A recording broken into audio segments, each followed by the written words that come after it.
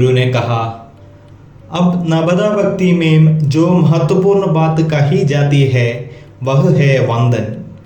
यह कहने से पहले एक बात समझने की है कि पहले वाले श्रवण, कीर्तन, स्मरण, पाद सेवन, अर्चन ये अपरा भाव के साथ चल रहे हैं। अपरा क्या है यह पहले ही कहा जा चुका है। नवदा भक्ति में वंदन, दास, सख्य और आत्मनिवेदन सब परा की ओर बढ़ने का दिखावा है। इसलिए नवदा भक्ति में वंदन, दास, सख्य और आत्मनिवेदन यह सब परा चेतना की उन्नति के लिए आता है।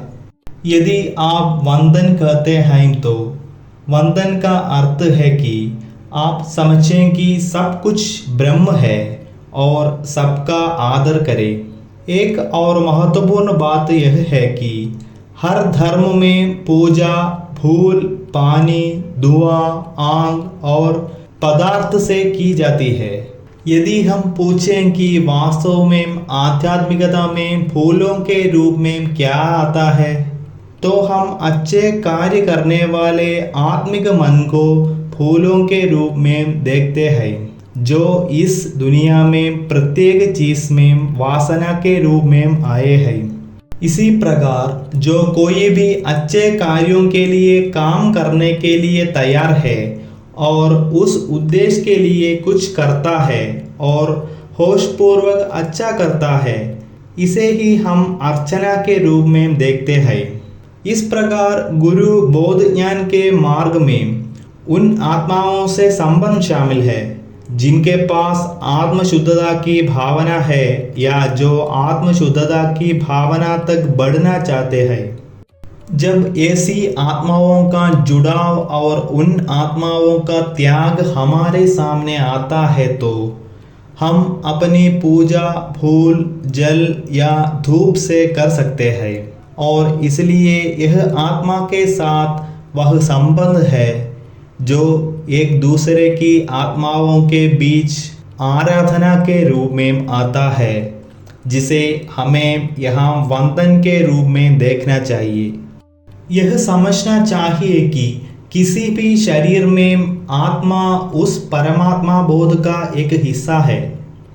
जब हम उस आधार पर सोचते हैं, जब हम यहाँ वंदन के बारे में सोचते हैं, ये सभी ब्रह्मांड उस शून्यता से उत्पन्न हुए हैं और इस युग के जो भी युग पुरुष उस सर्वोच्च सत्य की दृढ़ भावना रखते हैं और जो बोध के पुरुष हैं जो इस युग में आए हैं, यहाँ पुरुष का अर्थ केवल आत्मज्ञान है।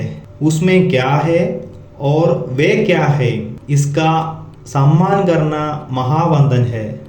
इस प्रकार उस सर्वव्यापी बोध को समझना और संचलित करना, उसका सम्मान करना और उसके साथ काम करना है जो हर जगह मौजूद है।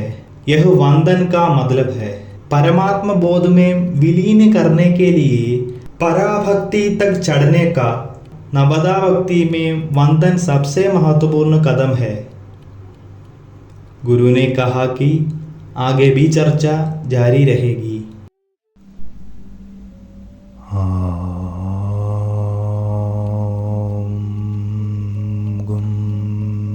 गुरुभ्यो नमः।